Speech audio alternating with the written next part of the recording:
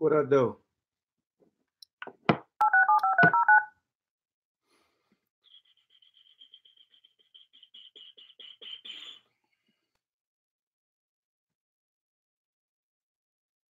Start your show now. Press 1 to hear important instructions.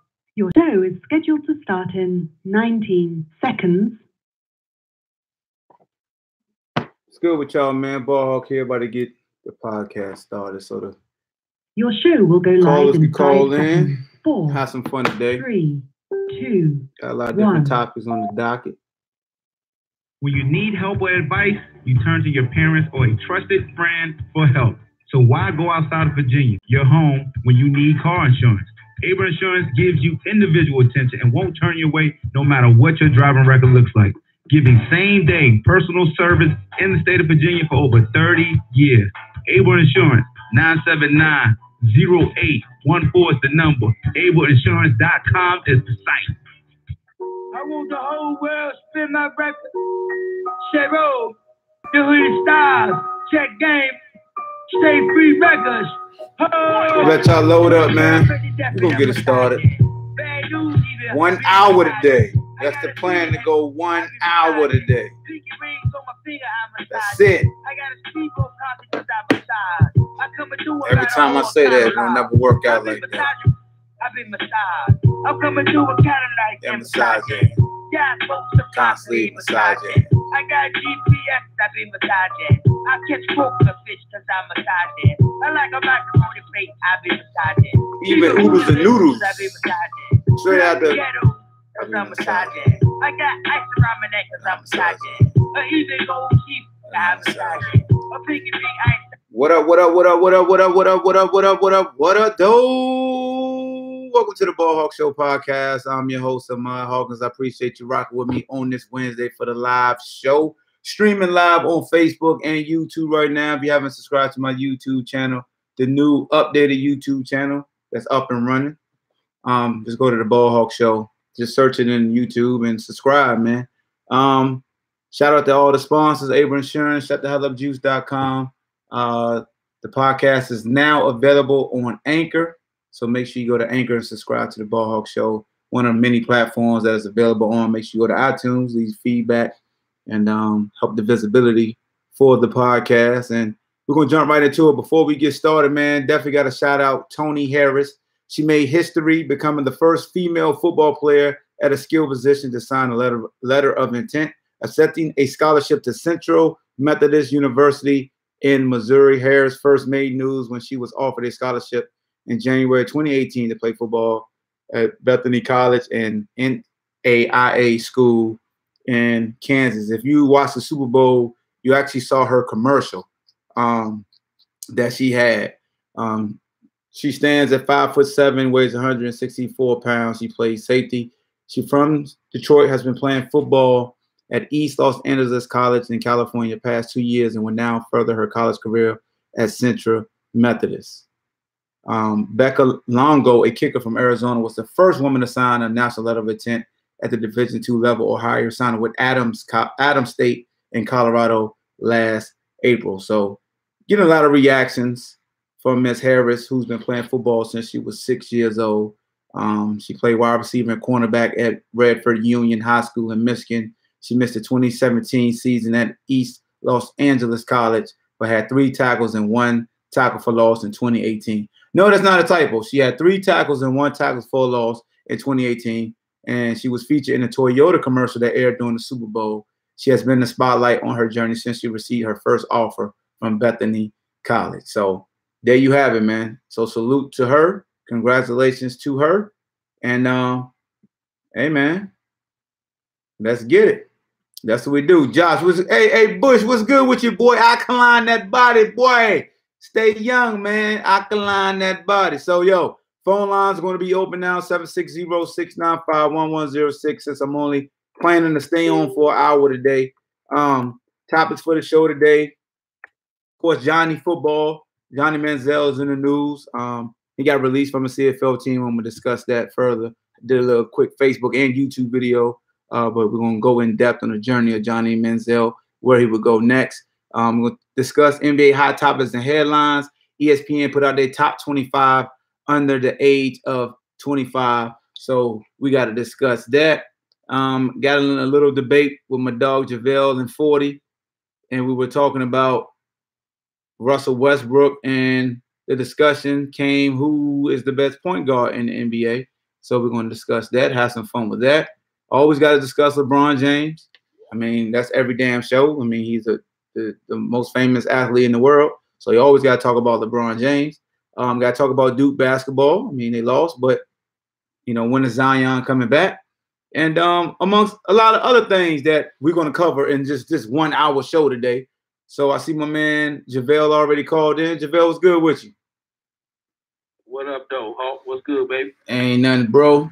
You know how we do. Just rocking and rolling. So what we're going to do is we'll talk about Johnny football. Johnny Manziel was he was released from his Canadian football team and also barred from other CFL teams. So the Montreal Alouettes released quarterback Johnny Manziel Wednesday, saying he contravened the agreement which made him eligible to what? Basically, he did something he wasn't supposed to do. And the CFL said Manziel is not eligible to sign with another team in the league, which had his full rights for 2 seasons. We advised Montreal that Johnny had violated one of the conditions we had set for him to be in our league, and Montreal announced his release today, CFL Commissioner Randy said in Vancouver. So he's not only released, but the fool is banned. How you get banned? You gotta be a dumbass to get banned. Hey, Hawk, that's what we've been talking about for the past 2 or 3 months, man. Like, and not to I don't mean any disrespect to any women on here or any, and I don't know the specifics of what he done. Mm-hmm. You know what I'm saying? However, this Me Too movement, and I mean, it's getting outrageous, man. Because now you can't do anything. You can't do anything. You know what I'm saying? And it's sad because he had his issues. When he was at Texas A&M and when he came to the NFL, and then whatever he done since he's been in Canada. But I mean, it goes to the point where, like, at this point, you are guilty until proven innocent. And what a lot of politicians, and a lot of people in government want to speak of, again, this is a different country. Canada is different, but in America, we're based on you're innocent until proven guilty. And over the past 6 to 10 years, it's been the total opposite.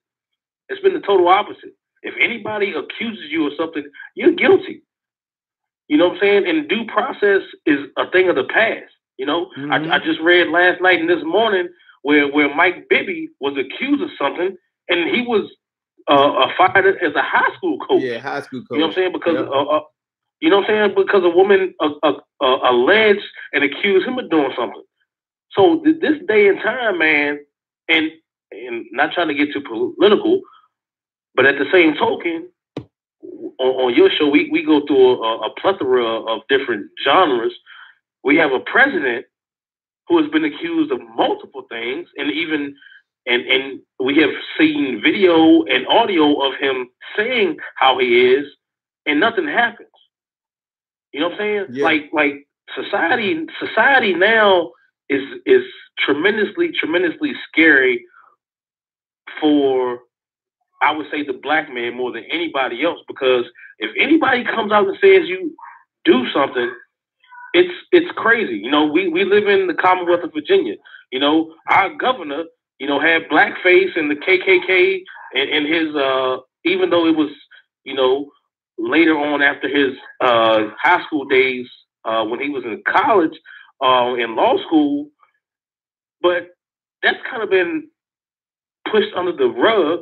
And I'm not saying people can't change it, because I don't want to be judged for things I've done 5-6 years ago, or 5 or 6 months ago, or 5 or 6 days ago if I was wrong. You know what I'm saying? So yeah. I understand that. You know what I'm saying? I understand that. So I'm not trying to cast any judgment on anyone. You know what I'm saying? But when it comes to politics and when you're in the public eye, it's kind of like a politician or judge or police officer. They want you to be squeaky clean. You know what I'm saying? Yeah. And I go back to Barack. If Barack had any of these allegations, even if they weren't true, if he had any of these allegations, he would not been able to last 2 months, let alone 2 years as Trump has. You know what I'm saying? So society as a whole, man, where, we've been hundreds of years out of slavery, but at the same token, as a minority, we are still in captivity and we are still enslaved to a certain degree, and that's why I love what you do and your platform, because when it comes to the black man or woman in America, the greatest country in the world, you still have to be an athlete or an entertainer. You know what I'm saying? You have to do something that's out of the box. You know what I'm saying? For your likeness or the person that you are to be accepted. If that makes any sense. No, that you know makes what I'm saying? You have to do something that's going to generate an income for the superior to make it okay for you to do what you do. You know what I'm saying? Yeah. And that's still sad. In almost March of 2019, that's still the way. After hundreds of years of slavery, we are still kind of conformed and confined to be certain people. Even though Barack was the first black president, you know what I'm saying? It's still the mindset of the majority that we are still are nothing unless we can be out of the ordinary. We can't just be average. You know what I'm saying? We can't be ordinary. You have to do something exceptional to be accepted. And that's really, truly sad, man. I mean, I think you hit on some great facts, man. That's what I call, you got to learn how to code switch. You got to know how to, what they say, you got to know how to play the game, know how to talk around certain folks and basically try to, quote, in quotations, fit in, or they would use your likeness against you. That's what I'm gonna start saying, your likeness, like what you look like against you, if they can. So it is a slippery slope, and it just goes to show, because Johnny Football has a cult following, and with his apology or his thank you to CFL coach in Montreal, he said in his tweet, "I'm looking forward to my options here in the States." So he knows he's going to get a look in the AAF or the XFL because he's Johnny Manziel. And I said during my Facebook stream, how many Instagram followers you got? How many Twitter followers you got? Because that sells. Corporations are going to latch on to you because you have a following. They see you as somebody who could make them money. They'll kick you a little money because they can make so much more on the back end. And Johnny has that following. It's no different than Tim Tebow going and getting a chance in baseball. I mean, his name still, holds a lot. And I saw when you posted that, and I didn't say anything because I wasn't able to research and get a definite clarification of that. However, Vince McMahon had came out and said, and I don't know if Johnny has had any run-ins specifically with the law where he's been convicted of anything, but Vince McMahon had came out and said that was one of his things when the Eric Wrights and the Kaepernicks had come out and done what they had done, about social injustice and reform and so forth. Yeah, he wasn't gonna sign any felons to the XFL. That was his new policy. Okay. He wasn't gonna sign any felons. Yeah. So that's a slippery slope because there's a huge difference between a felony and a misdemeanor, and we are all aware of that. But are you really gonna want to have the best players on the football field that haven't had some run-ins with the law? Yeah. You know what I'm saying? And just because you are charged with as a felon doesn't mean you have been found guilty. You know what I'm saying? Yeah. So there's a lot of shady situations that go on when it comes to money, and these people are worried about sponsors. That's what they're worried about. Yeah. I mean, that's what it comes down to, because the sponsors are what's going to make them a profitable organization. Yeah. You know what I'm saying? And the ASF, you know, the first week it got great reviews, but then it came out that after the second week, they couldn't pay their players. Yeah, they couldn't even pay their players. And it was one of, I don't know if it was Arizona, Colorado, one of the baseball owners had basically bought the whole league and paid everybody. You know what I'm saying? And that's what you usually run into with new leagues, man. It's the finances, it's the follow through, it's you know, the payroll. That's the biggest hurdle. People don't realize how much it goes into making sure not only paying players, but their insurance and the living expenses and things of that nature. Like, yo, there's a lot of money that go into professional sports, man. Hey, 40 said, come on. He said, come on, F Johnny Football. Oh, yeah. He don't, I mean, hey, 40 my man, but like we was talking, you heard us. I mean, when it gets to he wants to go on Russell Westbrook, that's what he do. He loves Russell Westbrook. And again, I wasn't a Russell Westbrook fan until this year. And we talked about this on this show 2 or 3 weeks ago. I think this has been his best year, even though he's not putting up the points. Hold on, we ain't gonna get ahead of things. Hold on, we're gonna wait. We're gonna get too ahead of things. Okay. We gotta make sure we close up. Because there's some Johnny football fans out here. Tell him let's talk about Duke losing to Virginia Tech last night. He want to talk about that? He don't want to talk about that.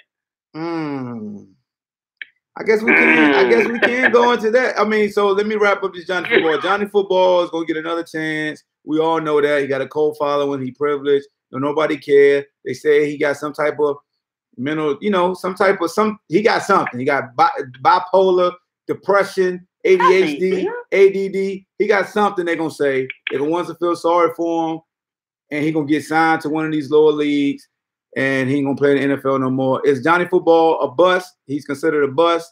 And that's just what it is. I mean, it was fun while it lasted. So Johnny football, hopefully you just, you know, stay out of the damn news for the wrong things. That's all I got to say. All right, so here we go. Duke lost to Virginia Tech yesterday. Since you want to talk about it, 40 up here. My dog Mike Scott up here. He loved Duke also. So now I will say this to the Duke fans who make excuses. I'm not saying 40 and Mike do that, but to the Duke fans who make excuses about Zion being hurt, let's not act like they don't have 2 other top 5 recruits. God damn it, and goddamn Virginia Tech went out their best player. But then again, they lost at Cameron, and they lost at that damn arena last year. Maybe Buzz just got Coach K number. Maybe he just out-coaches Coach K. I don't know what it is. Hey, two of the past 3 years, not just last year. They like Castle does something to do. But as I stated earlier, if you have Reddish to go along with Barrett and Zion and the point guard, I'm gonna answer that question. That's a good question. There's no just one player is bad for a team who is not catered for the whole season as the greatest freshman class and the best overall talent. Like one player shouldn't make that much difference for a team like Duke. That's my point. I mean, one player shouldn't make that much difference. If you was good as Zion is, you're gonna see a drop off. I don't. But Barrett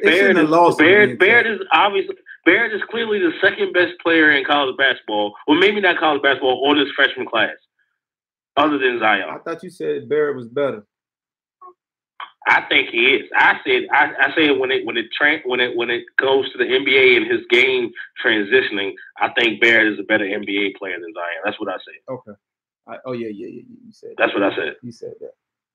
You know what I'm saying? Yeah. So, I mean, I don't understand. Zion is a specimen. He's a physical specimen, and he draws a lot of attention. I know he don't like that, but that's the fact, though. Said next. We lost next. Next, we lost so what? Right. But you shouldn't lose to Virginia Tech. I mean, even without him, they should have won that game last night. So how good a coach is Coach K really right now? Is he really a good coach, or he just got all the top resources and athletes?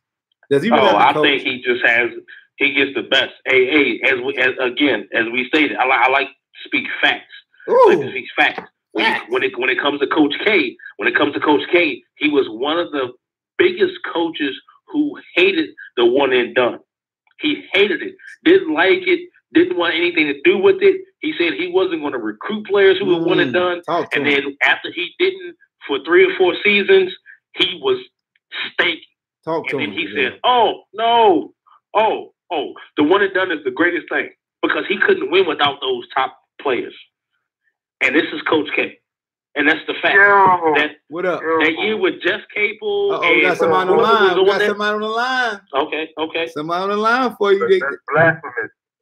Yo, hold this mic, man. What up, Mike? That's blasphemous, man. Right on cue. You saying that he couldn't win.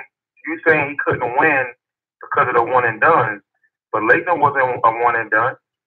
Hill wasn't a one and done. No. Right. Okay. So okay. You're making my point. Go ahead. Go ahead, JaVale. He said, "Go ahead." Go ahead, JaVale. Oh no, because after the Lakener and the Grant Hill and the Bobby Hurleys, he said he wasn't going to do the one and done. And then when it was Elton Brand and Corey McGetty, because you're right, there was a 3 or 4 year span in between there when Duke sucked. They were one of the worst teams in the ACC for 3 or 4 years in a row. When you say they suck, what do you mean they suck? Because they won in 91. They won in 92. They were okay. What I mean by suck. They won in 2001. What I mean by suck. I'm going to answer your question. What I mean by suck is they were one of the 2 or 3 worst teams in the ACC, and they weren't making the NCAA tournament. That's suck. That's not facts. You gotta. Hey, Google's for free, buddy. Google's free. You gotta. That's 95. 95 was the year they didn't make it to the tournament, and 95 when they didn't make it to the tournament, that's when Coach K had back surgery. So when you talk about they were not making it, bro. Hey, Duke still is Duke just because of the name and because of the coach. Listen, tell me a year. Hold on, tell me a year Duke didn't make. I know about Duke, bro. Tell me a year that Duke didn't make the tournament besides 95. I'll wait. Again, you said look at their record. Look at their record. Look at their record. And look at their ACC standings. Did they make the tournament? Because just because they make the tournament. Listen, just because you just said they didn't make the tournament. You just said they didn't make the tournament for a couple of years. Which one is it? You're trying to talk over me, bro. Just because they make the tournament doesn't make them a factor because they have that name. They have that name. No. Just like Duke lost last night to Virginia Tech, and they'll probably still be in the top 5 come Monday morning. Just because they're Duke. It happens. Just because they're Duke. You're gonna lose to Virginia Tech on a Tuesday night. It happens. Top teams lose all the time. What do you mean? Has Virginia lost anybody else this year but Duke? I'm sorry? Has Virginia lost to anybody this year other than Duke on a Monday, Tuesday, Wednesday, or Thursday night? But it can happen. Virginia lost to a 16 seed. So what? And how many times has Duke lost to a 15 seed in the tournament? So is there a big difference between the 15? Right. So you're making a point. You know how hard. First of all, you know how hard it is to win a national championship, even with the one and done. It's still hard. It's not 100% guaranteed because you get a one and done, you're gonna win a championship. It's not. But you let me go back to what you said though. So why do you Duke fans fuck? Let me go back to what you said earlier though. About them not making a tournament though. What the fuck I want? Why are you getting mad at me? You're joining He's losing his argument. I'm gonna mute that. But go ahead and finish. I'm gonna mute him talking right now. That can't. I ain't trying to pick that up. But go ahead and finish your thought, Mike. Right. No, my whole thing is he's saying that Duke didn't make the tournament for a couple of years in a row. So when I just called him out on it and I said, well, 1995 was the year they didn't make it. Tell me another year when the Duke didn't make the tournament. Now he says, oh, look at their record. No, we're not talking about their record, fam. You just said Duke didn't make the tournament for consecutive years. They suck. So what do you consider suck? You're being mediocre. What do you consider that? The Duke, there are top teams that have had lean years that hasn't made it. Now Duke is a top 5 program, but it happens. I think the only year they wasn't the only year they ended up not ranked was what, like 2006. They won't rank that by the end of the Nah, year. even 2006. I think that's the year they lost to VC. I think they lost to VCU. Yeah. VCU, and they lost to Lehigh. You know what I'm saying? But they didn't have top talent. And then when he's saying that he can't win with one and done, he won with Nolan Smith and John Shire. They're not one and done. You see what I'm saying? I think what Coach K has done, he's adapted. He realized that's the way it is. He's getting these recruits, you know, 5-star recruits that got eyes on, you know, the prize to go to the NBA. Yeah, I get that, but you got to adapt, though. You know what I'm saying? I don't know why everybody hates Duke, man.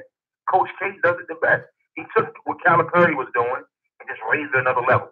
You know what I'm saying? Now everybody mad now. You know what I'm saying? I don't get that. You said he raised another level from what Cal is doing? Yeah, because Cal had a lot of one and done, but they weren't winning no championships like that. They weren't winning championships. They won one championship with that one and done. Look at all the great players that came through Kentucky that Cal's had. How many championships do they got? They got one title. Yeah. Hey, I think I can help him. Hawk, I had to call, and the boy had me down last night. They was good enough. But I think what he is trying to say, because this is how I feel also, is not that they suck. When it comes to Duke, you can't compare Duke. You compare Duke to Duke.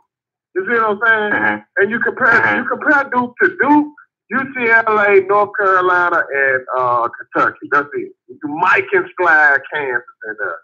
Other than that, right. You know what I'm saying? You hold them to this certain standard, and so that's why it seems like, man, Duke sucked some years, because I remember Coach K was pissed when Corey McKinney and them pulled it. He did not like that at all. And you're right, they according to their standards, they suck. But they weren't no trash team, in my opinion. But I don't know, I heard somebody say Google is free. Now y'all got me, I'm gonna have to check on Google, because I thought I remember Duke being in them tournaments, but I'm gonna have to go see now. Yeah, Duke always went to the tournament. He said that. Yeah, so like I told him, 95 was the only time that I remember Duke didn't make the tournament. It was 1995. As a matter of fact, 94, 95, Duke was 13 and 18. That's the year they didn't make it. You know what I'm saying? So Coach K been there since 1980, 82, 83, or something like that. Yeah, he's been there since 80, 81. Yeah, so 80, 81, he turned it around. He went to the championship against Louisville. He ain't turned nothing around. He inherited a 3-straight 20-win team. Come on, man. No, he did not. Yes, he did. No. I'm looking right at it. Stop. I'm looking at it. I'm looking at it. Trust me, Hawk. I'm looking at it. I'm looking at it. I thought they. I'm looking at it. But they did the documentary like he. I'm looking at it right now. They were 22. They were 27. Hold on. Let me tell you. Let me tell you, bro. Before you think I'm lying. 1977-78, 27-7. 1978-79, 22-8. 1979-1980, 24-9. The next year, Coach K was the head coach. They went 17-13. I ain't bullshitting. What he turn around? But that's not what his. What I'm saying is that wasn't what his players though. When he got to that program, they was gonna fire Coach K after his third season. Oh, you talking about after the first 3 years? I got you. Yeah, because you know how you get some. You know how you take over a program and you got other people players. You know what I'm saying? Yeah, that makes sense. What I'm saying is those first couple of years was kind of rough for him. Oh yeah. But what your man talking about, like they didn't make the tournament for a couple of years in a row. Nah, Duke made the tournament every single year, and he also has done it. He's won a championship with the Leitners, the Grant Hills, the 4-year stars, with the John Shires, the Nolan Smiths. He's won it with them too as well. So he's done it both ways. Now that he's doing it with the one and done, he's getting the best players. He got the top 3 high school recruits in the country. Plus, I think Trey Jones was ranked number 9 in the country. You know what I'm saying? I was mad at Duke for beating Michigan. I ain't gonna lie, I was mad about that. Because I just really feel like, hey man, Duke was not the better team. Well, they didn't have a better athlete. They was a better team. Let me ask you a question. I think Coach K won one national championship with a true one and done roster. Like Coach Cal. Which one was that? That was 2014, 2015. Okay, yeah, with Okafor now. Yeah, Okafor and Winslow. Yeah, Okafor, Winslow, yeah. And so he's done it. He's done it both ways. Yeah, he's done it. You know what I'm saying? He's done it both ways, man. Yeah, I just think that people are upset because they're like, well, how in the world can you get the top 3 players in the country? You know what I'm saying? How is that even possible? Hey, but the one that Don's, I know who wouldn't like. Hey, go ahead. Go ahead. No, go ahead. Right, my fault. Go ahead. I was gonna say the king who started all this one and done mess is Calipari, and man, the man got 1 championship in 50 years. That's what I said. Yes. So it's like I don't get why folks falling in it, like, because the better suited teams are winning when it comes to that's the reason why. Don't knock on Virginia though. Virginia don't be having no superstars, but they have a team. You know what I'm saying? So that what makes you. I think Coach Cal, you know, that's coach and system. That's coach and system. I gotta tell you, it's coach and system. I think Coach Cal joint is next level. Like what his players do in the next level. That's why they come to him. He get true one and done teams because he use his whole damn team league. Like it be 5 of them gone every year. Like I mean, every year, dog, he getting 6, 7 guys that's new that's playing. He usually don't have that one or 2 glue older guys that stay and can help mentor and help the guys buy in. 54729, you off mute, fam. Hey, so what happened to the game last night when it comes to Kentucky? Did they win? I don't even know. Yeah, they won. They won. Okay, so check this out. They was down by 23 with 13 minutes left in the second half last night. And I turned the game back to the Carolina-Syracuse game. And then when I woke up this morning, I thought I saw something wrong. They came back and won. And has, right. He has 3 or 4 players this year who are going to be lottery picks. Other than the Duke players and other than whatever, Carolina or the Kansas players are hurt. But, he gets those players every year, right? And to me, when you can go to different institutions, because he's been all around some of the best, I'm not going to say best, but the highest blue bread schools or university or colleges in the country, from UMass to Kentucky, and he gets them. You know what I'm saying? And you have coaches like that who are all about winning and all about the numbers. And then and not even that. I left out Memphis because he was at Memphis when Derrick Rose was there. Right. When Derrick Rose was there, right? So I mean he's been all around the country, but he has this persona and this air about him that he's a great coach. I'm not going to knock that from him. He did try his hand in he's a great the NBA as well. Yeah, he's a great developer for the next level transition, in my opinion. Yeah. I mean, you know what I'm saying? So I think it's all about what the coach wants, and it's all about what the university allows to transpire under that coach. Hey, I think it's. Go ahead, finish your thought. No, I think it works both ways. It has to be partially what the coach will allow and want, and I think it has to be what the university or the college and the administrative staff allows to happen as well. Because it's either about numbers and dollars or academics or straight on the basketball and the football field. You know what I'm saying? I think everybody plays a part in the situation. No doubt. Hey, so Mike, while I got you up here, Patrick in Facebook said you got to discuss LeBron James right now. Oh, that's funny, man. That's funny, yo. He said, "What's up with LeBron?" Nah, man. I mean, nothing with LeBron, man. He's still putting up numbers. I mean, growing injury. You know what I'm saying? So he's laboring a little bit. But them young boys got to step up, though, man. Them young boys got to step up, man.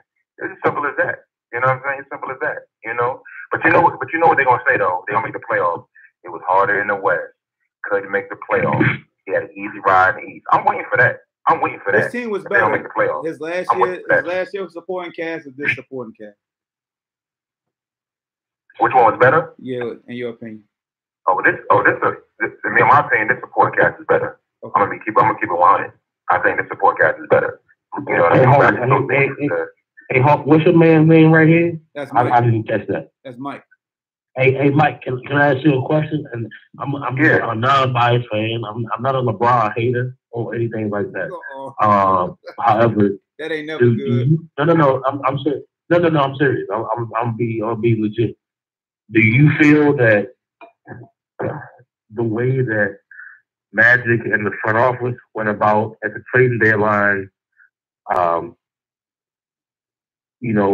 try to move 5, 6, 7 players off of the squad has made a difference over the past 2 or 3 weeks?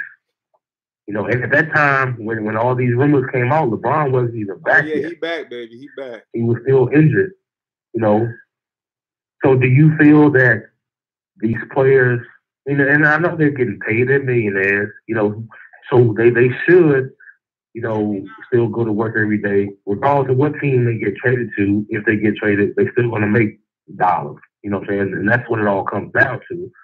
But the Lakers are the Lakers, you know what I'm saying? And this is one of the top 2 or 3 all-time highest profile franchises in the league. And now you have LeBron, who has been on the East Coast his entire career, who comes to the West Coast, and and not only has he been on multiple teams on the East Coast, he's coming to the West Coast, and he's on the downside of his career. Like that's what I don't understand. People don't bring up this point enough. Like LeBron has like 5 years at the most to be LeBron. Like he's 30 plus years old. You know what I'm saying? And these kids, and they are still kids. And I think these kids are going to be in the league for 8 to 12 years after LeBron's already retired. Hey, I think I'm the biggest LeBron fan on this phone, but like I'm getting real pissed at LeBron. LeBron is a worse version of the old James Harden, the one that used to lay on these lines. Have you not seen? Like, I know he got to spend a lot of effort on offense, but man, you ain't doing nothing on defense, and that is contagious. When you sit and watch film, and you see a guy who is supposed to be a leader doing that type stuff like that, man, it destroys the team, bro. It's like a cancer. You see what I'm saying? It makes everybody be selfish because they like, man, dude don't care. He ain't putting forth no effort. So, I mean, I'm going to get mine. They want to trade us anyway, so I'm going to get mine. And that's what's going on with this team. LeBron is playing such doo-doo defense, like it don't make no sense how terrible he is. But but you know what though? I get you, but I want to address the other guy's point with regard to, do you think like them in the trade talks is kind of hampered the situation? Like Lonzo was a number 2 pick, Ingram was a number 2 pick, Kuzma was a first round pick, and I think so I think when you say, hey, I'm going to trade you for one guy, and you've been said yes to your whole life, you've been a man your whole life. Ingram was supposed to be next up, you know what I'm saying? Then LeBron comes, you in trade talk. Yeah, I think they like, yo, I'm not gonna be here next year anyway. You know what I'm saying? So I think psychologically, I think they're packing it in. That's just me from what I see. As far as LeBron, I agree. I think they're packing it in. I'm sorry. Go ahead. I'm sorry. My fault. And I was gonna just say with LeBron as far as the defense, yeah, I get it, man. But I just think, man, like, and I'm a big LeBron fan, but people say I'm kind of biased towards LeBron. I always take up for him, but I just think, man, when you got so much responsibility, you gotta pace yourself. You in an 82-game regular season, just came off an injury. Man, they called me Nick Wright on this very show one day, like, and it wasn't funny either.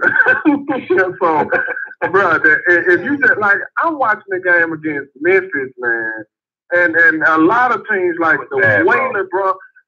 My thing is this: I'm not saying go out there and guard a guy 94 feet. I'm not saying guard the best player on the other team, but you know what teams are doing? They watch film. They're professionals. They're saying, hey, This all we got to do is, whoever is a good shooter, even if LeBron not guarding, we're going to set a screen so we get the switch to where LeBron is on the shooter. He's going to sag off in the lane. We kick it to the shooter for a wide open three. You can get that all day you want to against the Lakers because you know LeBron is not going to play defense.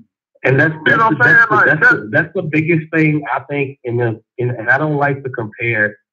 You know, I hate the MJ and the LeBron or the Kobe comparison because it's different genres, it's different generations.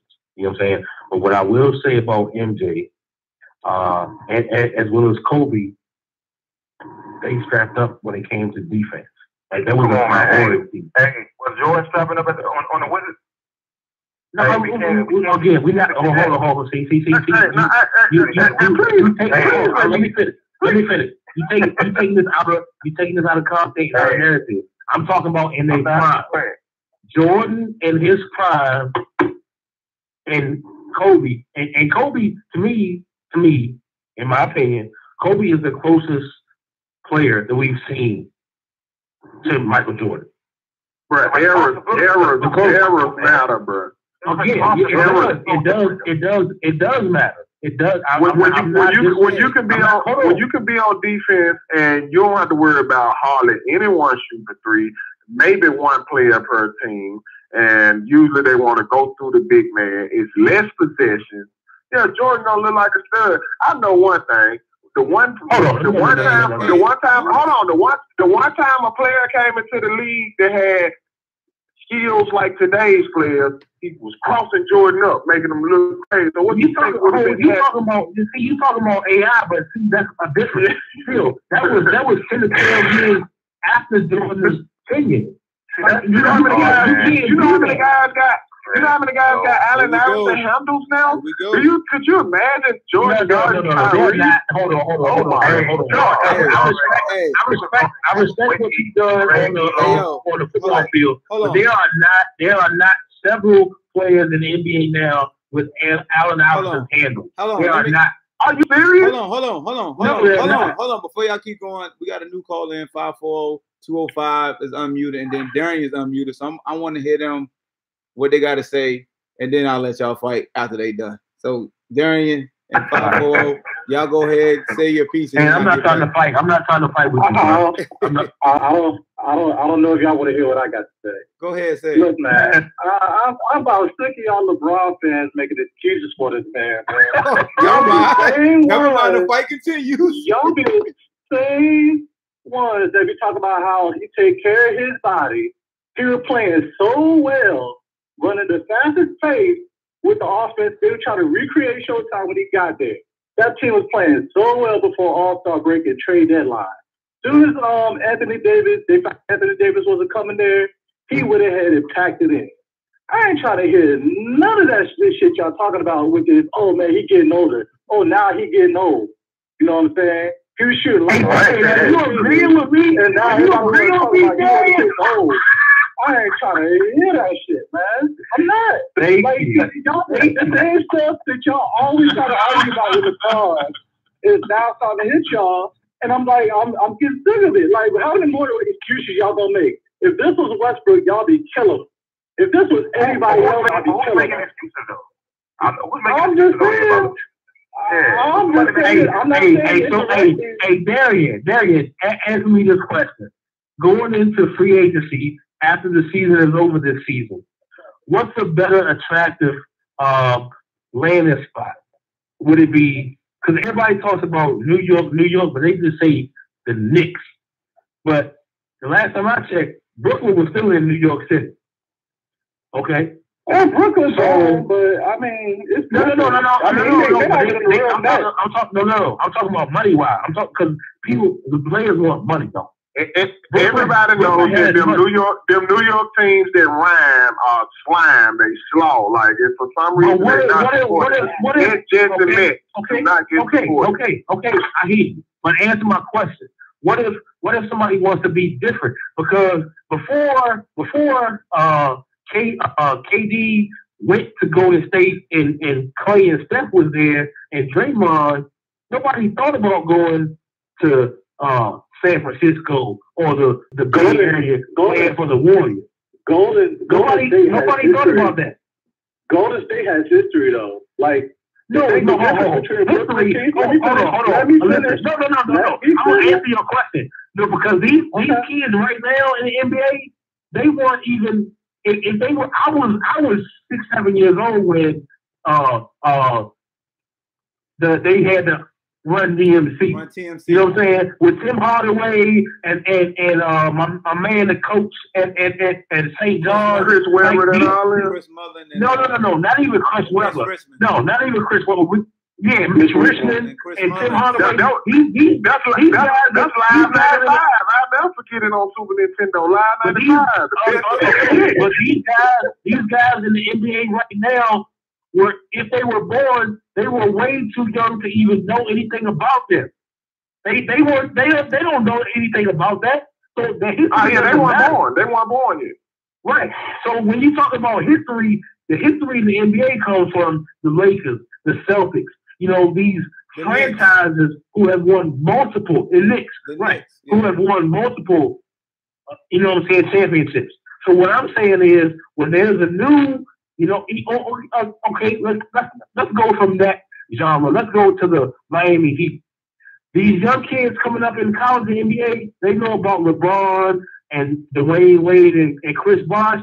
But before them, or Shaq, I would say that. Right. But before that, the Miami Heat was garbage. But see, they don't have to know. You got to look at this. The Clippers and the Lakers playing the same building, yet it's something different.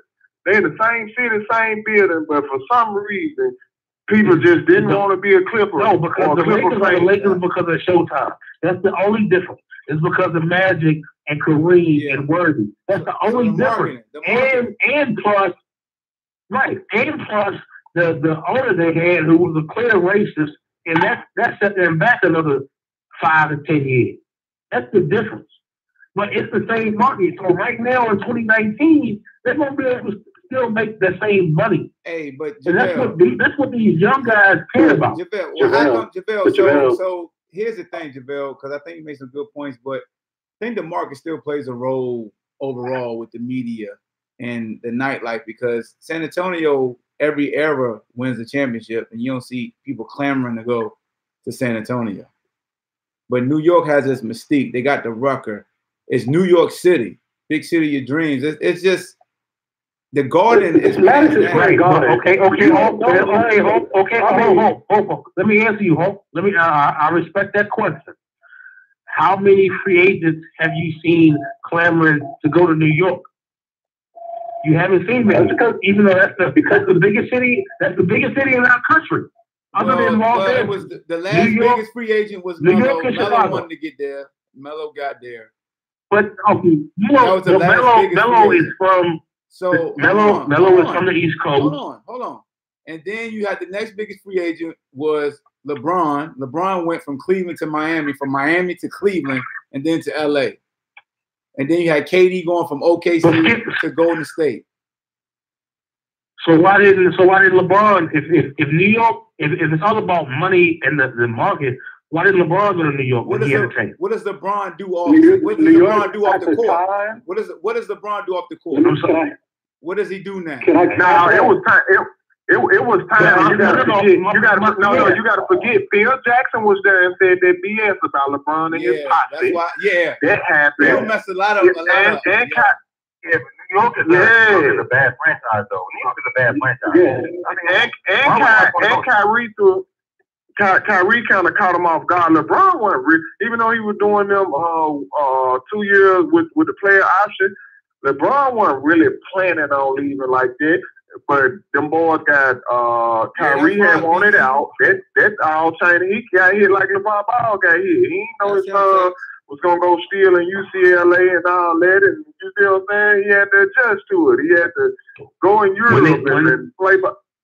In my opinion, when it comes to the two biggest markets in our country, New York and Los Angeles, okay, I believe that the Knicks, just because of their history, whether you go back to Bernard King, 10 years later with Patrick Ewing, you know what I'm saying, the Lakers with all their history, I still feel that in today's culture and today's climate, when it comes to the money, the Knicks and the Lakers are the two biggest franchises marketing wise.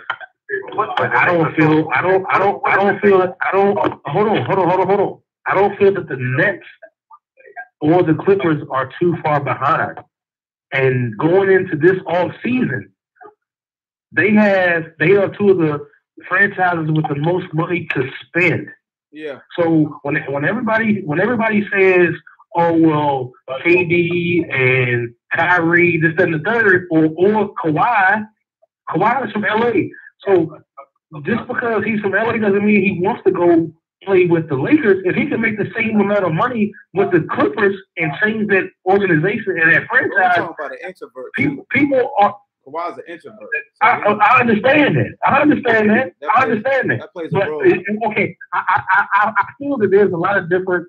There's that's the wrong terminology. Personality with the free agent plays a role too, JaVale. Not to cut you off, but the personality of the executive produces a lot of screens and things on TV. So what's the best location? Right. So LeBron's going to the Lakers was not a basketball decision. No. It was after basketball lifetime decision. Yeah.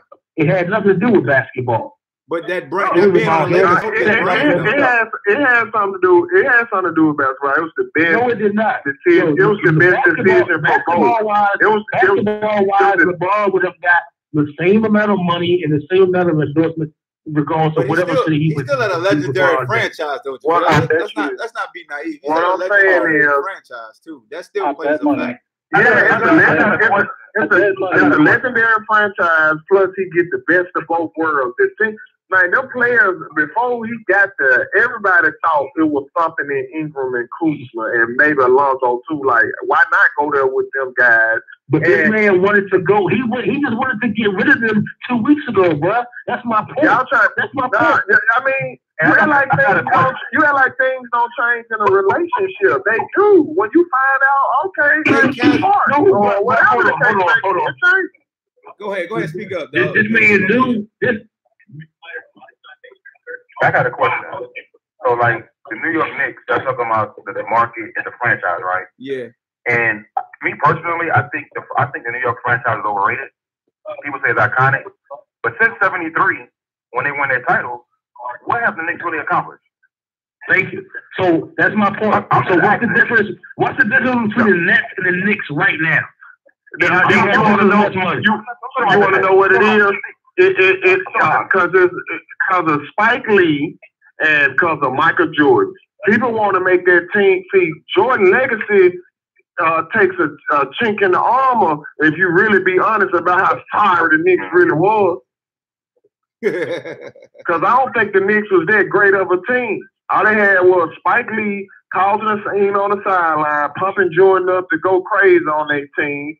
And you had John Starks and all them folks that weren't really that good. You know what I'm saying? Playing hard, fouling, and all that. Is known like the Patrick Ewing was the best player that they had. That's all you hear. I can say that's the thing. As a team from 93 to 96, the Knicks were a top probably 3 or 4 team in the league, other than the Bulls and the Lakers and the Suns and the Celtics. They probably were. Actually, from 91 to like 2000, the Knicks were really the Pacers was better than them. I mean, they finished like second, third. Well, the Knicks went to the finals that strike year versus San Antonio, right? And lost. Yeah. Matter of fact, I never forget. You can say the Pacers are better, but the Pacers were in the same division with the Bulls. They were in the Central. The Knicks were in on the East, so it was different because just of the division, and just because you didn't have to face Mike and Scotty and the Bulls team as many times. That was Miami beat the Knicks too with Tim Hardaway and all them guys and Lonzo Mourning and all that. I thought Knicks won. So again, and the Wizards the 2 years they had Chris Webber and who else? What was my other Larry from Johnson Larry Johnson was playing for him too for a while too as well. It was sort of telling So his if career. KD and Kyrie go to New York, if they go to New York, can they win a title? No. Yeah. You I don't think think so? so either. No. I don't know who else on the What team. evidence have KD gave you that he can lead a team? And they already saying Kyrie can't lead a team. KD can't lead no team. So what's the evidence? Okay. So I like that question, and I posed that question. And if KD and Kyrie were to go to the Knicks, if the Knicks, what it looks like right now, they're probably going to get the #1 draft pick. So with those two players who were to go, they would probably draft Zion. They keep winning. They got They met Dennis Smith Jr. messing with the church's money. God damn it, stop winning. Yeah. Little boy. Well, I know if the Lakers don't make the playoffs, they get one of them lottery balls too, and you know that, right? Huh? But yeah, and that's the thing. That's the thing. Hold on. Say it again, Mike. Hold on. Say it again, Mike. I was saying that if the Lakers don't make the playoffs, you know they get one. They get one of them lottery balls too, right? So here comes the fix.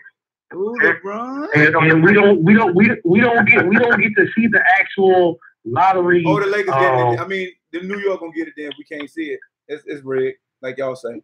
Right, we can't see it. We can't see it. But if the Lakers if Zion go to the Lakers, ain't making the playoffs. Oh my God, Lakers done. They done. I'm sorry, LeBron, but it's been over a decade since you've been on early vacation, but you activated the early vacation card. Sorry, LeBron. Anybody on this podcast right now who's listening other than Hawk? Yeah. The Hawk, please, I'm asking. I want everybody's other opinion except for yours. All right. Right now, on February what's the day? The 28th? Man, if you don't hurry up, goddammit, with these damn slow build-ups like you battle rapping. Nah, because you are Zion loyalist. Like goddamn. Now I'm a Zion. He's not the best player in college basketball this season. He's not the best player in college basketball this season. All right, go ahead, get to your damn point. My fault. Who is Zion not the best player in the country right now? Listen, Zion is the most polarized, and he will make an NBA team the most money. He is not the best college basketball player this year. Who is? He's not better. He's not better than Barrett. Are you sure? I said this. He's not better than Barrett. He's not better than Barrett, dog. What's good, dog? No. So that's what I'm asking. That's what I'm asking. Other than home. So I've heard two people. So Zion is the best player in college basketball this season. It's not even close. Not even close. Not even close. Not even close. Talk that talk. He mad. In the NBA now, you have to be able to take people not only off the dribble, but you have to be able to hit a consistent jumper. Man. You know what? That's today's game. That's today's game. That's today's game. So hold on. So prior to the season, when Hawk was doing this podcast and all that, everybody kept saying that Zion not gonna do this in college. Everybody kept saying that. Now he's doing it in college. Same people saying, "Oh, he ain't gonna do it in the league." I'm just gonna wait till the league starts the next year. You know what I'm saying? I'm just gonna wait till next year. I agree. Everybody and you are right, because I remember having to argue them points when they made. He ain't playing against some slow white boys. I said, man, y'all eyeballs must not be working. I don't care who was out there. Did you see what they do? I agree with that. Can I get in there? Can I get in there? I agree with that 100%. With your boy Barrett. With your boy Barrett, though. Let's talk about your boy Barrett. Now that we all know. You're talking about consistent J. I haven't seen a consistent J since the Virginia game. What's the consistent J that you talk about? I mean, he's good. Hey, I'm serious. He can go. He's a volume shooter. The difference in him. I feel volume shooter. That's why. Okay. The difference in here. Secondly, the reason North Carolina fan is. The reason that Barrett Darian is a Duke fan. So another Duke fan is saying that I'm not a Duke fan. I'm a fan of Zion. I'm not a Duke fan. Oh, my fault. I try to. No. I told you it was Florida. But go ahead. My fault. So the reason that You said it, Bean. You've been serving RJ shutdown Barrett you since gets a lot Zion of was coming out of high comparisons school. to, and it wasn't at the beginning of the season. Over the past 2 or 3 weeks, he's been compared to James Harden. I think more because they're both left-handed players. However, and jack up a lot of shots and don't play defense. Go ahead. Okay, right. You're exactly right. And I've heard some Jalen Rose. I think that's more to left-handed. But if they are able to get to the left and use the left hand, they are dominant. They are dominant.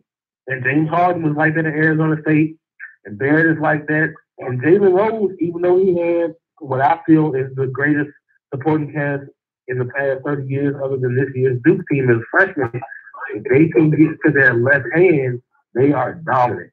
And Barrett is dominant if he can get to his. He doesn't make his team better though. I guarantee you, Zion would have played against Virginia Tech and RJ Barrett was out. Zion would have won that game. I guarantee you that RJ, if RJ didn't play against North Carolina, Zion would have won that game. You don't feel that when it comes to college players and as a high school players, you play up to your competition. Like, you don't think that Duke went down to Blacksburg last night and was like, yo, we're going to beat these Bamas just because we do. You don't think that had something to do with it? No. For some reason, I hope they didn't feel like that because they lost against North Carolina. I think it was barely they won against Syracuse. There was no comfortability there. Zion was going to be there. But let me ask you a better question. Do you feel that over the past 2 or 3 seasons that Duke and Coach A feel that the only team that they have to worry about in the ACC is UVA? Yeah. Yeah, I can agree with that. Because UVA defense. But like I've been saying about UVA, man, they get in their own way. They have offense, man. But that's why Zion is the best. Unless they're in transition. Duke has no offense unless they're in transition. That's the reason why Zion is the best player. Last night, Virginia Tech slowed Duke down last night even more than Virginia slowed them down. And that was the difference. The difference in the game last night and the game against UVA, the 2 games they played us, is they were hitting shots against us. Or not even the first game, the second game. Last night, they were hitting shots. In that tournament, you're going to see Zion crash the boards so hard and foul so many people out. The dude will go to the line so much. I'm telling you, that's why he's the best player, because he can literally control who stays on the court. Who is that? So all this, Zion.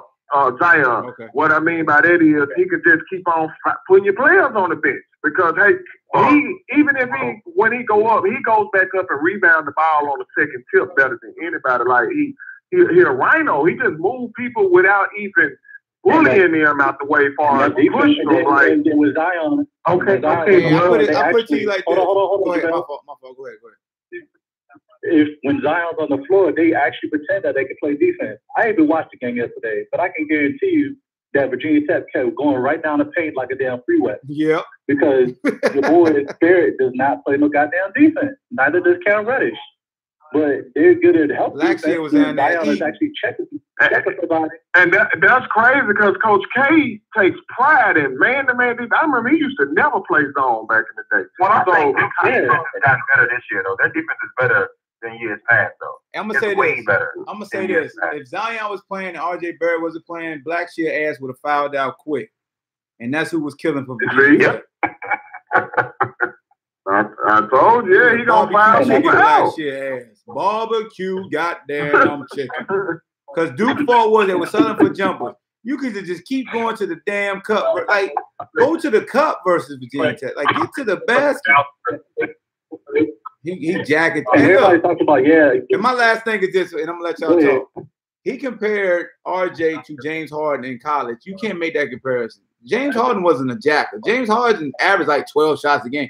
RJ getting damn near 19 shots a game with Zion. Without Zion, he jacked. Hold on, that wasn't my comparison, Hulk. That's what the media and national people have said. You threw it out there, co-signing that shit. But okay. Do you understand that nobody on Duke is a consistent perimeter jump shooter other than that? But you don't need to be. Zion, you don't need to be. What you mean? You don't need to be. Two of the top three guys in the NBA don't consistently shoot from the outside. True or false? Yo, Duke. True or false? Duke, true or false? No. You said you said guys need a jump shot. You said guys need a jump shot in the NBA. Two of the top three guys in the NBA right now don't have a consistent jumper. True or false? Point guards, because they get to the I ain't talking about no damn point guard. I'm talking. Oh no. Talking about Giannis and LeBron. Do they have consistent jumpers? It's different. That's you. So what's the size of Zion? What's the size of Zion? That might sound like red for Friday. Oh, see, that's different. Yeah. What the? You're not gonna change the narrative. It ain't changing nothing. Getting to the hole. You said consistent jumper. We're talking about jump shot. You don't need a consistent jumper in the NBA no more. Duke is the third worst jump shooting team in the NCAA this season. Yeah, that's a fact. Oh my God. That's a fact. No, I do want to say what they do. You know why? I want to say this though. Duke losses, except for the loss of Gonzaga, the other losses Duke has, one of their freshmen haven't played. So they haven't been full tilt with all their freshmen. Again. Losses. Okay. Do you understand that other than Virginia and the two games that they beat Virginia is the only team other than last night. Well, even Virginia Tech went zone a couple possessions. Duke shoots 30% from three and 33% against a zone, and that's why I made the point before our last game 2 or 3 weeks ago. If we should go zone, Duke is horrible against the zone, and they are horrible as a team overall shooting from the three. That's facts. How many teams are good shooting from three, though? How many teams are good shooting from three? Again, but that's again. If you need to go and game plan against what your opponent isn't adapt and cannot. Adapt to. So JaVale, if you're a man-to-man team, can you just start playing zone out of the blue? And hold on, we talked about this. I didn't say that. I didn't say you should. I asked if you should.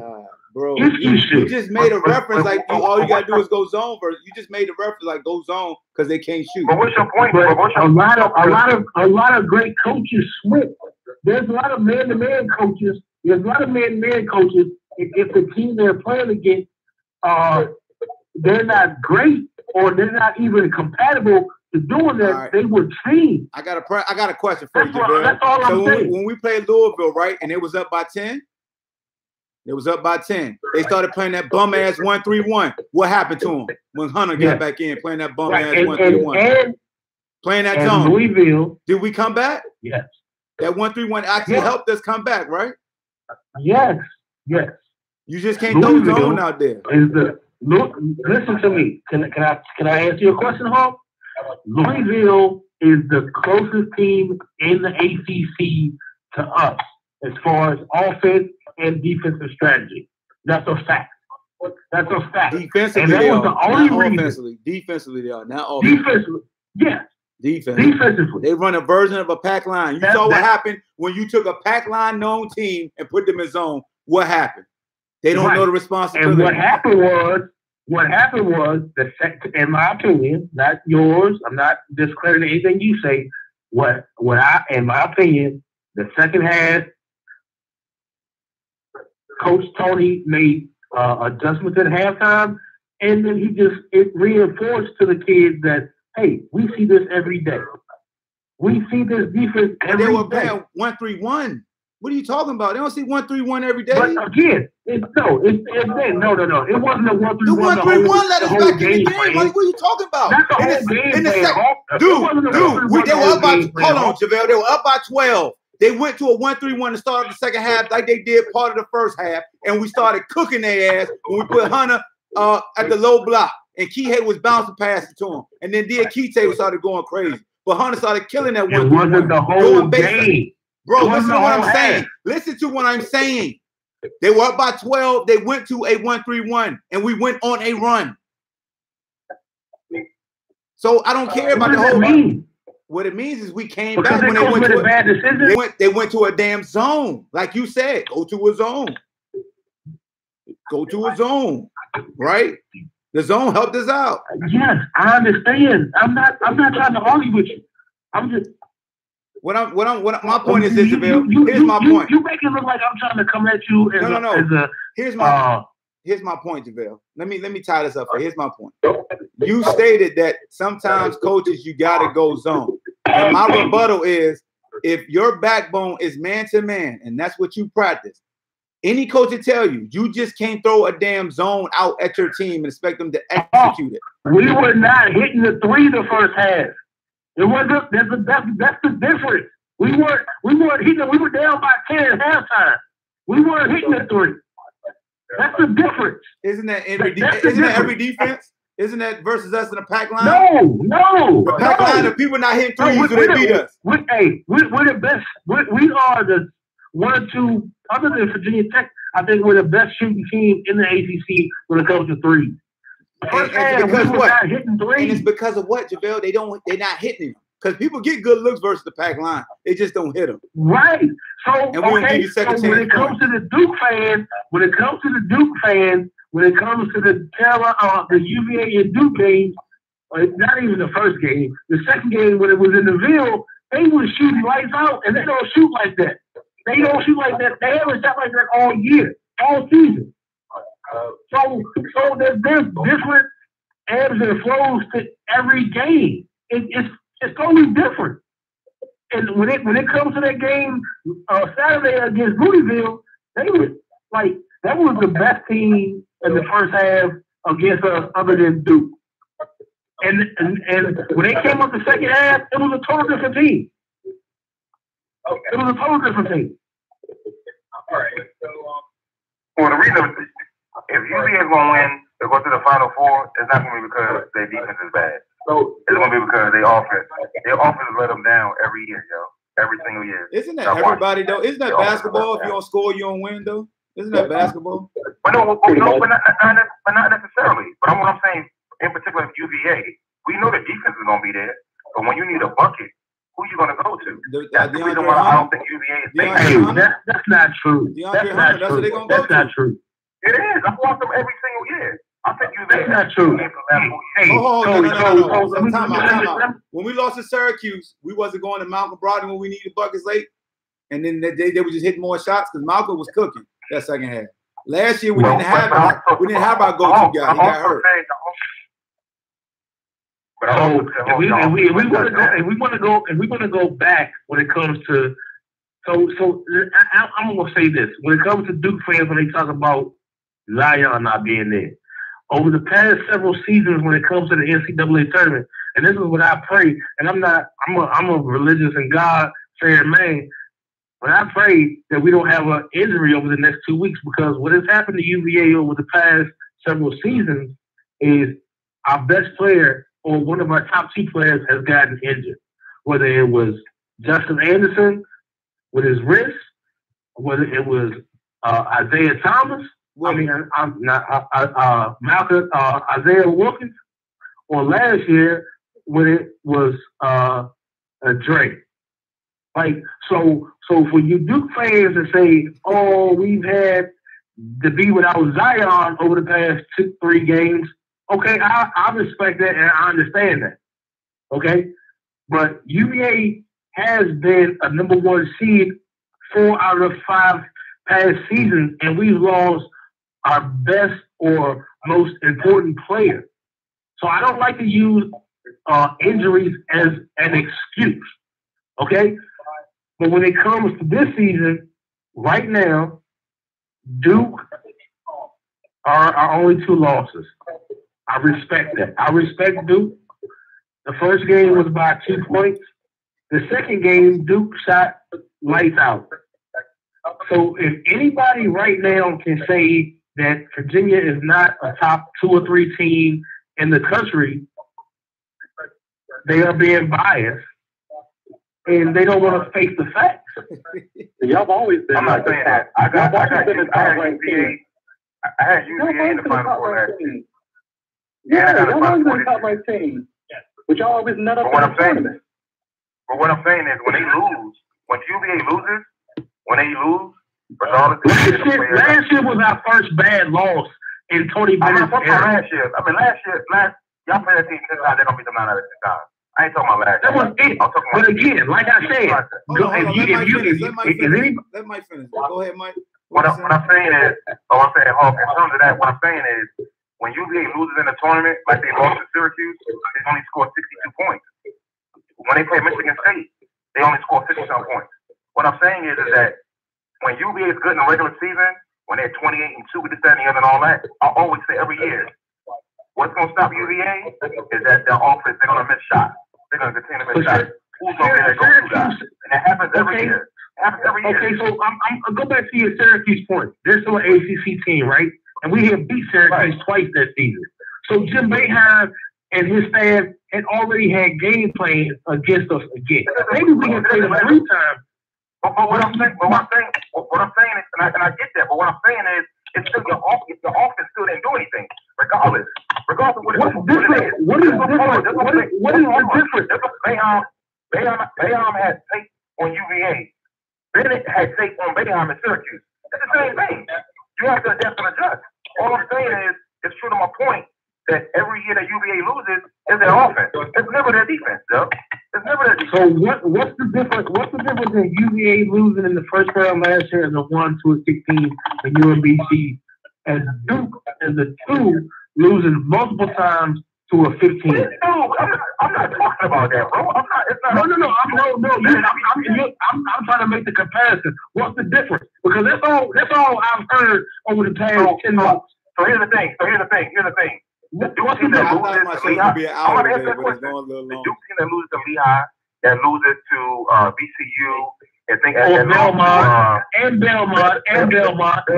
They lost. Duke has lost 3 times as a 15 to a 1. And you know what I'm saying? You know what? And again, those things happen.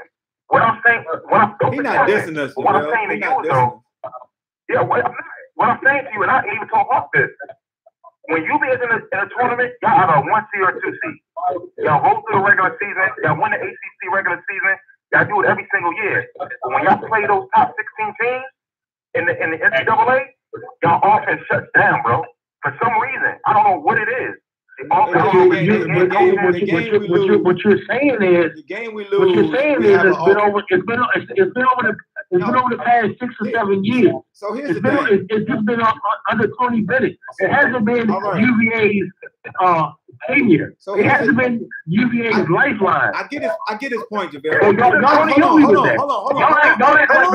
on, JaVale. You don't have to get too defensive, bro, because what he's saying makes sense. If you look at our tournaments and when we lost, so when we beat teams, we scored in the 70s. The games we lost, they've been like 59 or 60 points, and we lose about 3 or 4 points. And then the one you lost to Florida, we scored like 30-some points.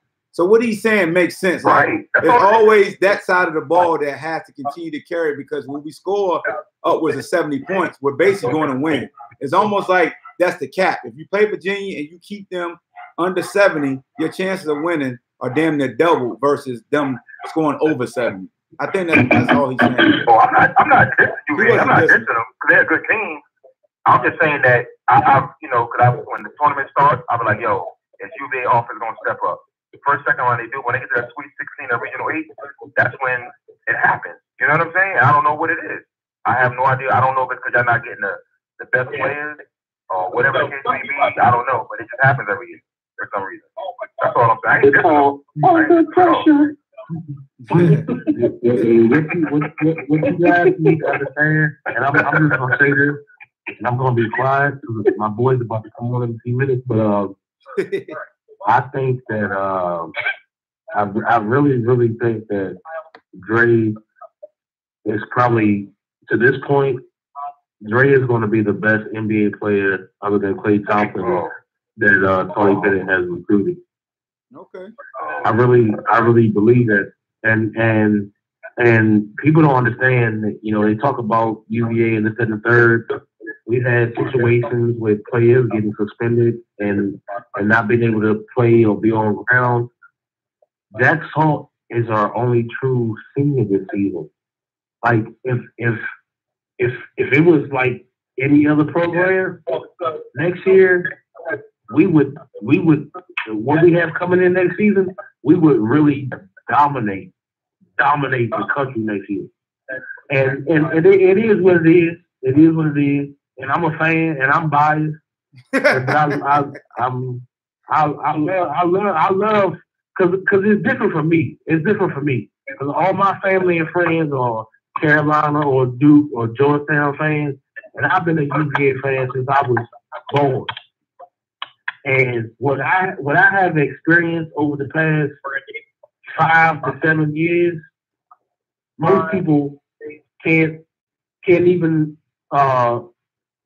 they can't come to me with anything, even Duke fans. Well, I'm gonna say this. So next year, Duke has the number 3, the number 8, number 22, the number 34. Stop. And they may get number 2. They may get Cole Anthony next year. The number 1 point guard. And what did you have this year? You lost to Virginia Tech last night. What did you have this year? And you lost to Virginia Tech. Who we beat twice? But it's not. But look, so people keep talking about the one loss though. But we still got a lot of season left though. We can't hop on just one. It's not no. It's not a lot of season, bro. It's not a lot of season. We got three. No, it's not. No. It's a lot, Javale. Let me. It's not a lot of season. I'm not regular season. It's not a lot of season. It's not a lot of regular. You're right. It's not a lot of regular. Let me ask you a question. You're right. Let me ask you a question then. So since you're harping on the BTEC beating Duke, so let me ask you a question. If you're a betting man and you had to bet your house on it, are you going to bet that BTEC will get farther than Duke in the tournament? In NCAA? Oh, hell no. Well, first of all, when it comes to no, I'm going to answer you. When it comes to UVA football or basketball, I don't bet. It's because I don't like to. No. I don't like to bet with his heart. With his heart. So, right, that's my heart. So I'm not going to do that. However, hey, Javale, check this out. I got a better one for you, Javale. I got a better question. So if Virginia Tech and Duke met up again in the ACC tournament, who would you say will probably win? If they no Zion again, because he ain't playing no more this year. No, I mean no. Because if you Virginia Tech has won the past 3 seasons. Virginia Tech has beat Duke the past 3 seasons. Did they beat him in the tournament? Hey, Virginia Tech has a good team, and Saturday against Miami, they put down. No, we're not gonna do that today, Ben. You gotta chill, dog. Hey, what did I start this statement out saying? Virginia is the only team that Duke gets up to play in the ACC over the past 4 or 5 seasons. Stop, Javale. I got a last question for you. Don't do that. Beam said, ask Javale how far UVA going in the tournament. Everybody is all ears because everybody tuned in to you right now on Facebook. They want me to ask you that. How far will UVA go in the tournament? If we stay healthy, we Final 14, bro. Y'all heard him. I got a Final 14. As we have been the past 3 seasons, if we were 100% healthy. The only reason Virginia has not been I got injury, Texas Tech, and UVA. And I got UVA losing to Texas Tech. Okay. In the Final 4. Hey, Virginia has, and I'm biased, yes, because I love my Blues, but my man. And I preface that because I like to make a statement after that. Oh, shit. We have had major injuries. We have had major injuries over the past 3 seasons. You're right. We have some blows to our squad. but you know, it is what it is. So when Duke comes with Phil, can I ask you a question? Can I ask you a question? So you saying that UVA had a player like Justin Anderson, he got hurt, this, that, and the other, and all that. So what's the difference? That he said make a big difference. So what's the difference of losing Zion? He's one because Duke. Okay, I'm glad you asked that question, my brother. Because Duke has multiple top 15, 20 players. That's a total difference. That's a total difference. But does UVA have a complete team? It's a difference to have a talented players. Yes, Duke. Hey, Virginia has a more complete team than Duke. Team, not individuals. Team. Yes, we ain't got no avatars like y'all got though. We ain't got the monsters. Exactly. That's a total difference, bro. That's a total difference. So for you guys losing, listen. No, listen. You ask me a question, I'm gonna answer. The last 3 games, you are 1-3. You lost to Carolina, and you lost to Virginia Tech. 1-2, and you were on the verge. Listen, I'm talking right now, bro. You were on the verge of losing to Syracuse for the second time. Yo, okay? And you have the #1 recruiting class in the country. Listen, that's a problem. I'm talking right now. That's a problem. Hold on, let me talk now. Let me get my piece off. I get all that. But you act like North Carolina ain't got McDonald's All American. You don't act like Virginia Tech got a guy that's in the lottery. That's a projection. Who? Come on, bro. You talking about #4? Come on, bro. You act like Carolina ain't got McDonald's All American. Come on, bro. You beat Virginia. You beat Virginia with a lottery pick. Not without Zion though. You tripping. You beat Virginia twice with a lottery pick, and people other than 40 say you talking dumb. 40 say you talking dumb right now. I don't care what the fuck 40 says, because he's a fucking Duke fan. I really to give a fuck less what 40 says. Man. Yo. Just like 40 thinks Ty Jerome was not a fucking hold on. Yeah. 40 thinks Ty Jerome was not an NBA player. Ha motherfucker, yeah, right.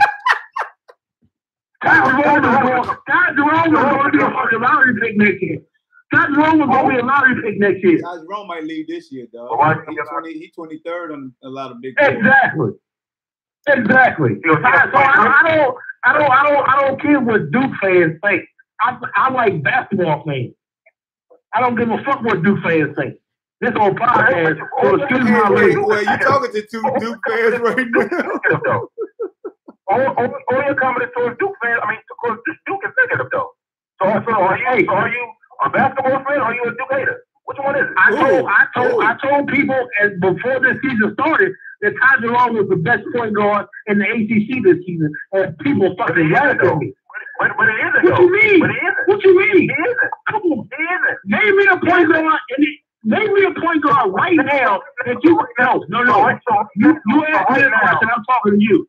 You asked me a question. I'm talking to you. Name me a point guard right now in the ACC who you would take. Go ahead.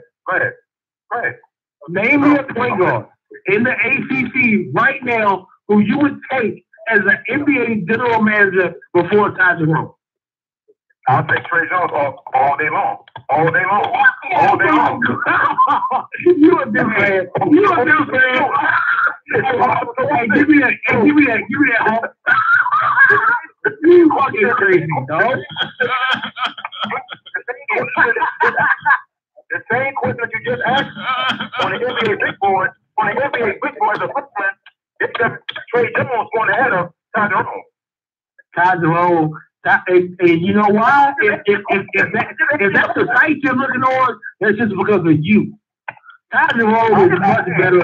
Ty Jerome is much better than that boy. That's not even close, bro. Absolutely not. Absolutely not. Absolutely not. Absolutely not. What? Absolutely not. Absolutely not. Absolutely not. Absolutely not. Absolutely not. You sound like a hater, man. Dude, hater, bro. Like, I get Trey Jones is not back to the role right now. Best player. Bullshit. Best player. Bullshit. That's not best player. He's not best player, bro. Trey Jones is not better than Ty Jerome right now. They saying That's not even a question. That's not even a they question. said Kobe He White is. better. They saying Kobe White better. Somebody said Kobe White is better than Ty Jerome. From Carolina? Yeah. He went 3 before 10 against Trey Jones. He went 3 before 10. Come on, man. Are y'all serious? Are y'all serious? Trey Jones locked up, bro. He locked up. He locked up. Hey, Ty Jerome from New Rochelle, New York. They walked the dog with their ass. Line them up, goddammit. Line them up. Hey, Slim. Hey, next Friday and Saturday, when first team All ACC come out, Ty Jerome is going to be first team ACC point guard. Believe that. Well, we know. Believe that. We know what 3 Duke players are going to be first team All ACC. No. 3? God Karen damn. Reddish is not going to be nowhere on the fucking ACC All team. Are you serious? Karen Reddish? He may. He got a point. Come on, bro. He got a point. He might. You just talked about the Duke players. Which one is it, bro? Hey, Kyle Guy is going to be first team or second team before Cam Reddish this year. Shut your mouth. Shut your mouth. Kyle Guy. Listen. All you so-called people. Shut your mouth. Kyle Guy is the best shooting guard. Listen to what I'm saying. Listen to what I'm saying. Kyle Guy is the best shooting guard in the ACC this season. Hands down. Shut up. Shut up. In the ACC? Shut up. You don't have to say. Talk to him. First of all, the phone line's closed. Kyle Guy's not good. I don't think he's the best. I don't think he's the best. Get off in like 2 minutes. But it's too spicy right now. Name one. Name one better. I don't think so. Name one better. You taking too long, bro. You taking too long. Name one better. There's a hard ACC. There's a hard ACC. That's why. It's a hard ACC. It's not. I gotta dissect it. Because if I say is RJ a shooting guard? RJ a 2 guard or he a 3? If I say Cam, Cam. You gonna say Duke Bias. You gonna say Duke Bias. Cam Reddish is better than Kyle Guy this season. If you ask they pick a Cam over Kyle Guy. They pick a Cam over Kyle Guy any day of the week. Hold on. Huh? Hold on. What happened? If you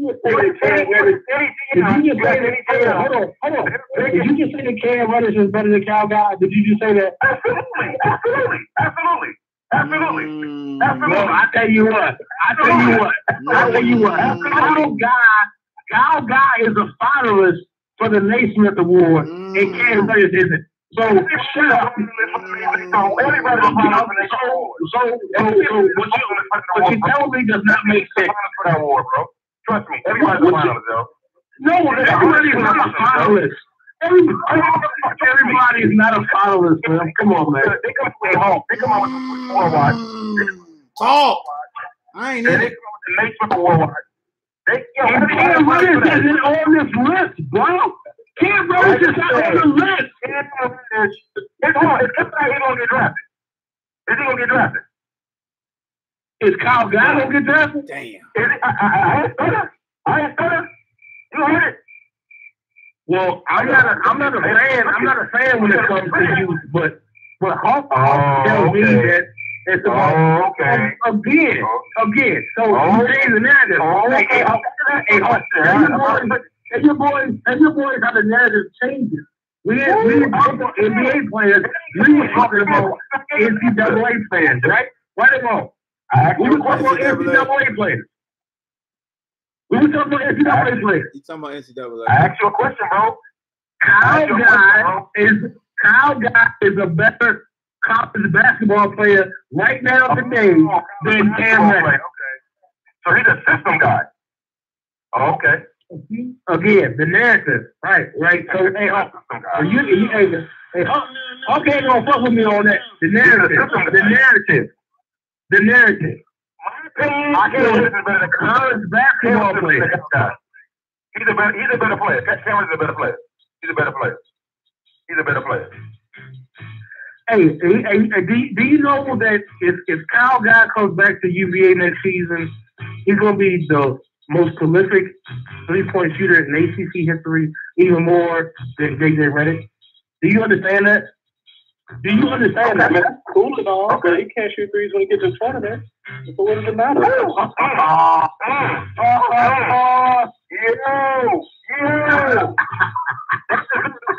on, man. No.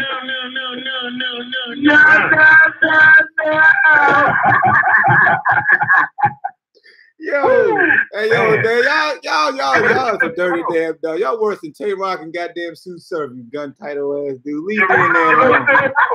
Leave me in there alone. Where's K-Shine at? God dang it. Man. Yeah. I like Kyle Guy. I like him, yo. I like him. He ain't better than Cam. Hey, Kyle Guy is going to make first team on ACC this season. Is he going to make first team on American? Is he going to make first team on American? And who on Carolina is going to make first team on American? I didn't say that. He didn't say Carolina. I'm asking you a question. Is he going to make first team on American? He said Cam. He said Cam from Carolina. He's not going to make first team on American. Is Kyle Guy going to make first team on American? No. Okay. He's going to make first team all ACC, though. That's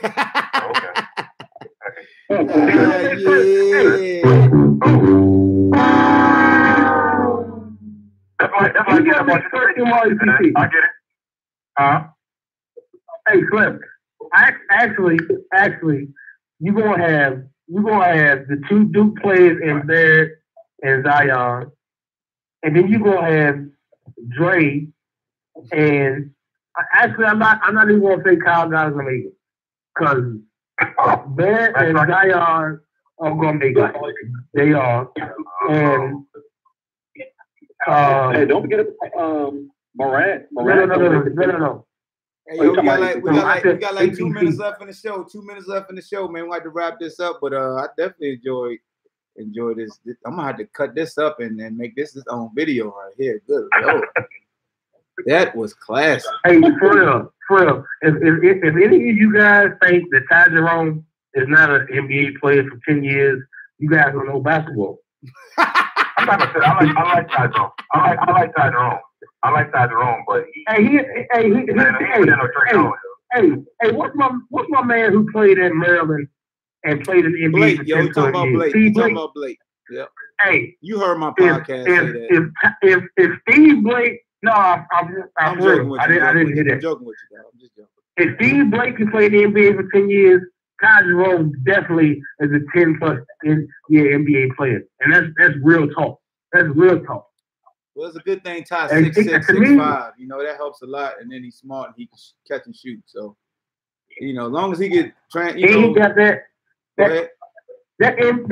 New York, like people play down to that, but that street ball mentality plays a role when it comes, you know what I'm saying, to big time basketball in NCAA or the NBA, man. So I got a question for you, JaVale. Got a question for you. Bean made a good point. He said, so you feel like 2 UVA guys going to be first team all ACC? Because, you know, Hunter definitely going to be first team. Yes, because UVA, with Duke's loss last night, UVA is going to win the ACC regular season for the 3rd or 4th season in a row. Yes. Yes, we are. JaVale, T said you got an elite back pedal. You should be an all ACC defensive back right now.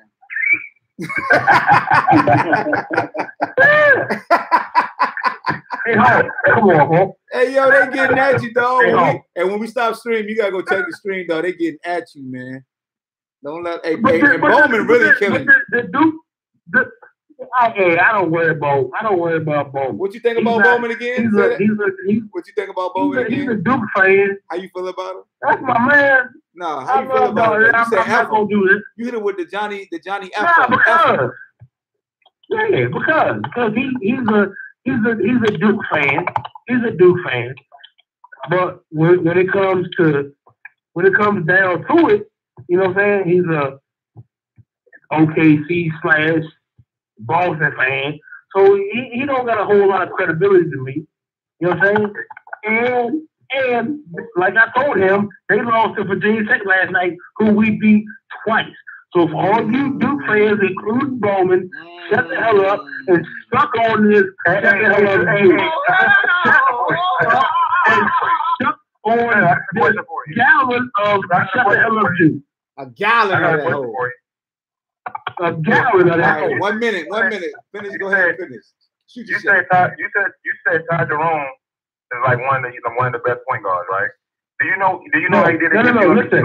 Listen. I said he is a top point guard. He's first team point guard in ACC. That's what I said. Was he first team last year? Who? Ty? What is that? Hold on. What is last year have to do with this season? What is last year? No. Yeah, what does last year have to do with this season? Luke definitely gonna be on first team. Last year? Again, what does last season have to do with this season? Hey man, we're going to wrap this up and finish this out the. I'm pretty sure we'll probably do one tomorrow. UVA played it. We play Georgia Tech, so we might jump. We're about to play right now, huh? We're about to play right now. I gotta go watch. We're about to play right now. I got soccer practice tomorrow, so we probably won't be able to do a podcast tomorrow. Oh shucks. Yeah, we definitely got to revisit Monday. We are. What'd you say? You gonna give him until Monday to come with his facts, JaVale? That's what you just said. Oh, I got facts. I mean, you already know. Hey, you go look up your stats. Hey. And whatever you gotta say. But you're the same guy that said Duke can make. You're the same guy that said Duke can make the tournament for consecutive years, which was a lot.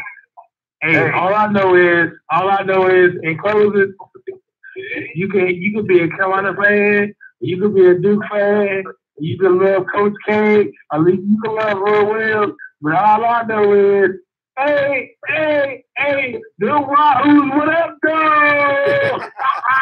What up, dog? UV ain't got no title, man. None. Hey, what up, dog? What up, dog? All right, well, shoot. On that note, man, we're gonna end the show, man. Appreciate my dog Mike for going at JaVale today. My dog Darian always tuning in. JaVale dipped already. God damn. Guess he gotta go watch the game. Appreciate y'all calling in, fam. All right, man. All right, boss. All right, baby. That's my dog Mike and JaVale. Mike coming in with the fit axe like he always do, man. Mike always do that. He can debate you. JaVale hit him with the hit and run. He dipped out quick. But there you go, man. That's all I got for the show today. I said an hour 42 minutes. My fault. But yeah, man. We'll probably be back on Monday. Probably no more podcasts the rest of the week. Got soccer the rest of the week with the kids.